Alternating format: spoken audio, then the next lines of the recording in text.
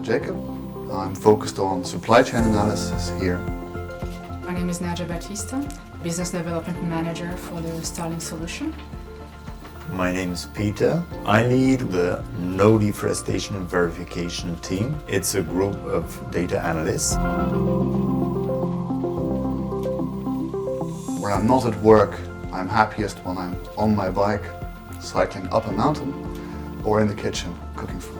I'm a big sport fan, so I play tennis, volleyball, beach volley, and I like to watch all kinds of sports. I enjoy people, I enjoy nature, I love being outdoors.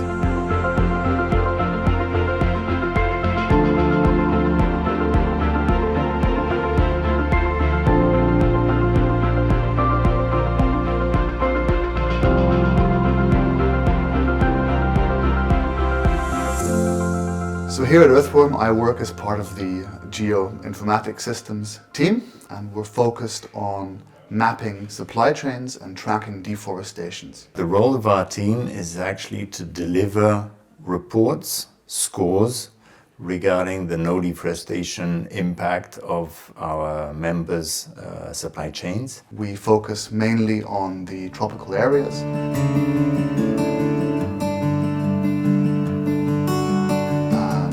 Commodities such as palm oil, coconut, cocoa, and coffee. A large part of what we do in the GIS team is we map agricultural estates, and we use those maps in conjunction with the deforestation alerts from Starling to understand where in our members' supply chain there is deforestation or where there is a risk of deforestation happening in the future, allowing them to take corrective action.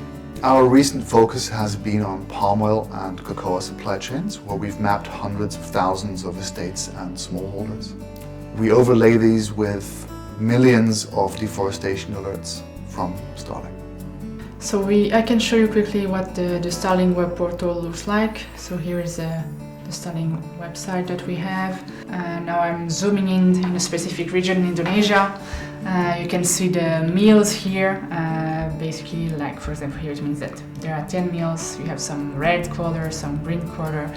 Red means that we have identified some deforestation. Green, there is no deforestation. An area where the GIS team adds real value is that we validate the deforestation alerts, which are inherently probabilistic in nature.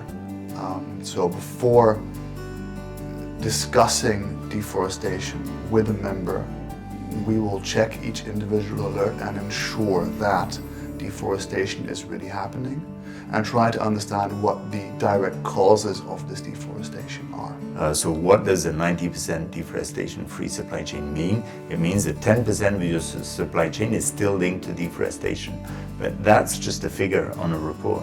Concretely, what does this mean? So we will show an example of a sourcing boundary saying, Mr. or Mrs. Customer, this sourcing boundary is in your supply chain, and look at the image, these little red, pink shapes on the sourcing boundary. This is actually forest which is gone. This is part of your supply chain. You are buying a commodity which is linked to deforestation. Here's a concrete example. We expect you to take action. And all this is uncovered thanks to these satellite images and how it translates into actual data.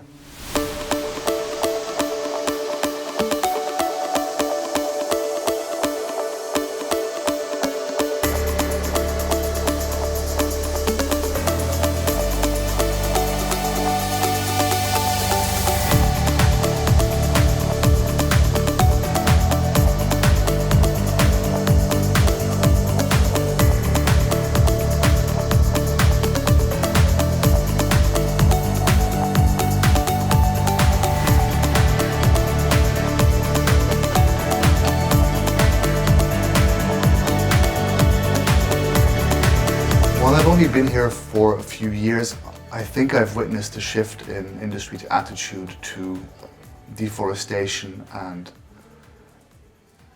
the environment writ large, where industry is increasingly taking a proactive stance.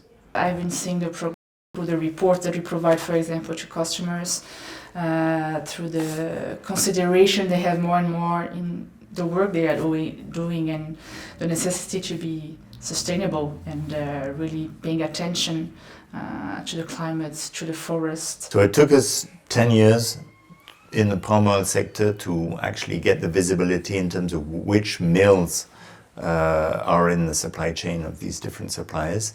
And now the next battle, and the one that we are gradually getting success, is the next step, which is to the sourcing boundaries.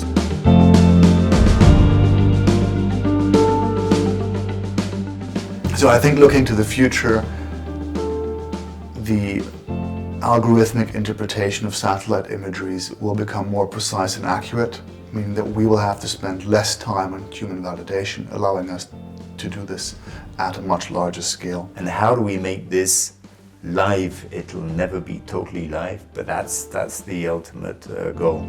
I hope that the forests will be even more considered now of what they are actually, and that we can start working hand in hand with more companies as well toward progressing in their deforestation score.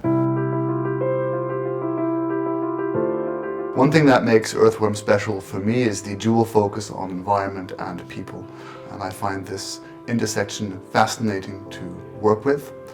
It's also something that brings together different parts of my academic life before joining Earthworm. I'm an anthropologist by training and a tropical forester, and being able to combine these two things in one job is really great for me. I'm enjoying every single day. There are challenges, of course. The exchange with people, I think, and different culture, it's something that nourishes me. But it is tough when you look at the Starling web platform. I go into it every day and you see these little red alerts, and you pick the latest month and you still see little red alerts. So forest is going every single day, and that's tough. That's tough to realize that behind the scores that we're showing, there is still forest every single day, which is going away. But all the wonderful actions that we are taking outside just this no deforestation verification, all the work with the communities, with the local farmers, the landscapes, all these programs, those give me a lot of hope.